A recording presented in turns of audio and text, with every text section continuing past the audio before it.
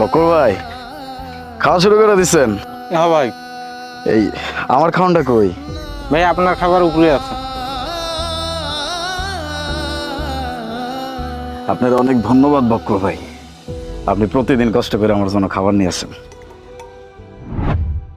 ইমু, তুমি প্লিজ এখান থেকে চলে যাও। আমি তো বললাম আমি বাসায় গিয়ে তোমার সাথে কথা বলবো। যাও। একদম চুপ, খবরদার, আমি কোথাও যাব না। তুমি এখানে এসে প্রতিদিন শেষমেশ তোমার এত অধপতন হলো যে তুমি এখানে এসে রাজমিস্ত্রির কাজ করতেছো। হ্যাঁ, আমি রাজমিস্ত্রি, আমি রাজমিস্ত্রি। আমার কোনো উপায় ছিল না। আলিফ, তুমি আমাকে কেন এতদিন কিছু বলো নাই যে তোমার চাকরি চলে গেছে? তুমি আমাকে একটাবার বললেই তো পারতা।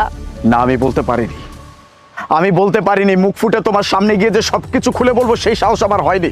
আমার ব্যর্থতা, আমার আমার কাপুরুষত্ব, এই সবকিছু আমি তোমার সামনে প্রকাশ করতে চাইনি, তাই আমি তোমাকে বলতে পারিনি। আর তাছাড়াও আমি যে কাজ করতেছি এটা তো ছোট কোনো কাজ না, এটাকে তো ছোট করে দেখার কোনো মানে হয় না, তাই না? এখন আমার বিপদ চলতেছে, এই জন্য আমি এই